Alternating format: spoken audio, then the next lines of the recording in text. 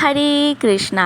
आज हम सभी फिर से साथ में हैं भगवान श्री कृष्ण के एक अद्भुत अलौकिक प्रसंग के साथ। इस प्रसंग में भगवान श्री कृष्ण उद्धव के साथ वार्ता कर रहे हैं और उसे प्रेम की परिभाषा सिखा रहे हैं कि वास्तव में प्रेम होता क्या है। तो इस प्रसंग में भगवान श्री कृष्ण एक दिन मथुरा में शाम में अपनी माता देवकी से बातचीत कर रहे थे। बातचीत करते करते उनकी माता ने कहा कि कृष्णा, अब मैं तुम्हारे लिए खाना लाती हूँ, खाने का समय हो गया है। तभी देवकी माँ श्री कृष्ण के लिए खाना लेने जाती हैं और जब खाना लेकर आती हैं तो बड़े सारे प्रकार प्लेट में रखे थे। और जब भगवान श्री कृष्ण अपने खाने को निहार रहे थे तो उन्होंने देखा कि अरे, खाने में तो माखन भी है। जैसे ही उन्होंने माखन देखा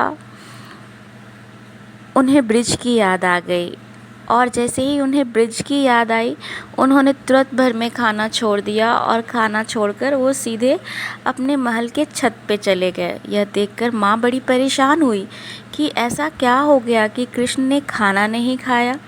वो परेशान ही हो ही रही थी, तभी वहाँ पे भगवान श्री कृष्ण के मित्र उद्धव आ गए और तब माता देवकी ने कहा कि उद्धव, जरा जाकर देखो कृष्ण को क्या हुआ है, वो क्यों खाने के थाल को छोड़कर चला गया, जबकि वो ऐसा करता नहीं है। क्या परेशानी हो गई है, जाओ जरा पता करके आओ। तभी उद्धव छत पे जाते हैं और देखते हैं कि कृष्ण बिलख बिलख कर रो रहे हैं और वह बार बार पिता नंद को याद कर रहे हैं, राधा को याद कर रहे हैं, गोपियों को याद कर रहे हैं और अपनी प्यारी सी माँ को याद कर रहे हैं जिन्हें उन्होंने ब्रिज में छोड़कर आ गए थे। यह देखकर उद्धव बड़े परेशान हुए और आश्चर्यचकित भी हुए और श्री कृष्ण से कहा कि श्री कृष्ण, आप तो इतने समझदार हैं, आप अभी भी ब्रिज की यादों में पड़े हैं। आपके पास इतने सारे काम पड़े हैं, इतने सारे कर्तव्य हैं, आप उन सभी को निभाने के बजाय आप यहाँ पे रोने धोने में पड़े हैं। ऐसी क्या बात हो गई।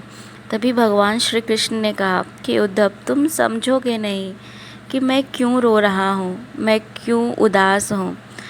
इसके लिए तुम्हें ब्रिज जाना पड़ेगा, तब तुम्हें पता चलेगा कि मैं क्यों रो रहा हूँ। उद्धव ने कहा कि ठीक है, मैं चला जाऊँगा। लेकिन उन्होंने कहा कि मैं तो बड़ा ज्ञानी हूँ, लेकिन मेरे ज्ञान की बात वहाँ के लोग समझेंगे या नहीं समझेंगे।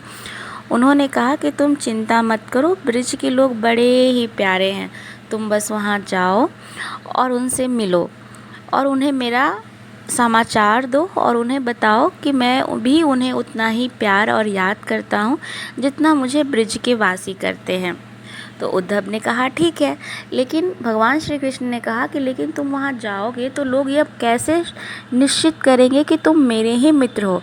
इसके लिए भगवान श्री कृष्ण ने उद्धव को अपने मोर पंख दिए, अपनी बांसुरी दी, अपनी पीताम्बरी दी और उन्होंने कहा कि जब तुम वहाँ जाओगे तो तुम्हें सब जगह बड़ी खुशहाली, बड़ी प्रसन्नता दिखेगी, वहाँ पे सारे लोग नाचते गाते हुए दिखेंगे। यह कहकर भगवान श्री कृष्ण ने उद्धव को ब्रिज जाने को कहा। तो उद्धव ब्रिज जाने को तैयार हो गए और ब्रिज के लिए निकले। जब वह ब्रिज की तरफ गए और ब्रिज में गए तो उन्होंने सबसे पहले नंद बाबा से मुलाकात की और देखा और बात की। तो उन्होंने नंद बाबा से पूछा कि आप इतने उदास क्यों हैं। तो उन्होंने कहा कि हम उदास नहीं हैं, हम इंतज़ार कर रहे हैं अपने कान्हा का कि कब वो यहाँ आएगा। उसके बाद जब उन्होंने उनकी माँ को देखा तो देखा कि उनकी माँ तकिए को लोरियां गा के सुना रही हैं। वह बड़ा विचित्र दृश्य था। जब उद्धव ने देखा कि माँ कैसे तकिए को कृष्ण मानकर उसे सुला रही हैं, तब उन्होंने कहा कि आप ये क्या कर रही हैं, आप तकियों को क्यों लोरी सुना रही हैं। तो उन्होंने कहा कि ये तकिया नहीं, ये मेरा कृष्ण ही तो है जिसे मैं लोरियां गा के सुना रही हूँ। और बगल में देखा कि बड़े सारे माखन के माखन रखे हुए हैं बड़े बड़े मटके में। तो उन्होंने कहा कि इतने सारे माखन क्यों हैं?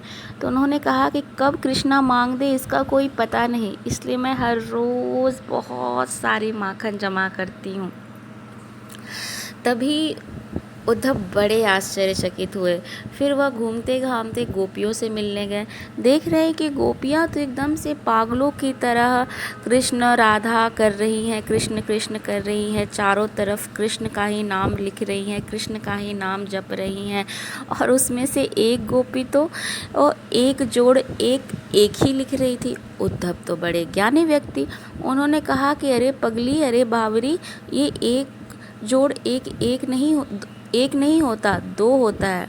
तभी गोपी ने कहा कि जब मैं और कृष्ण एक ही हैं तो एक और एक दो कैसे हो सकता है? एक और एक ही होता है, क्योंकि हम में और कृष्ण में कोई अंतर ही नहीं है। तभी उन्होंने देखा कि सारा ब्रिज बस कृष्णमय ही हो रखा है। राधा भी सिर्फ कृष्ण कृष्ण कृष्ण की ही यादें में, उनकी बातों के साथ बस एक धुन में लगी हैं, एक धुन में पड़ी हैं। उन्हें कृष्ण के अलावा कुछ भी समझ में नहीं आ रहा है। ये सारी चीज़ें उद्धव देख रहे थे और उन्हें बहुत ज़्यादा आनंद आ रहा था कि कृष्ण ना है यहाँ पे, फिर भी यहाँ पे पूरे के पूरे ब्रिजवासी कृष्ण में ही समाहित हैं। तब वो वापस 6 महीने बिताने के बाद वो वापस मथुरा गए और भगवान श्री कृष्ण से कहा कि अरे पगला, जब तुम्हें सारे लोग वहाँ पे इतना ज़्यादा प्यार करते हैं तो तुम यहाँ क्यों पड़े हो? तुम क्यों नहीं जाते हो ब्रिज? तुम जाओ, वहाँ लोगों से मिलो, वहाँ के लोग तुम्हें अत्यंत प्रेम करते हैं। तभी कृष्ण मुस्कुराए और उन्होंने कहा कि मैं ब्रिज में हर पल हूँ। तुम जो अभी देख कर आए हो वो भौतिक चीज़ें देख के आए हो, अब मैं तुम्हें आंतरिक बातें दिखाता हूँ। तुमने जहाँ देखा कि कृष्ण बाबा जहाँ मेरे पिताजी मेरे इंतज़ार कर रहे हैं, वहाँ मैं ही उनके पास बैठा हूँ, उनसे बातें कर रहा हूँ। जहाँ तुमने माता को देखा,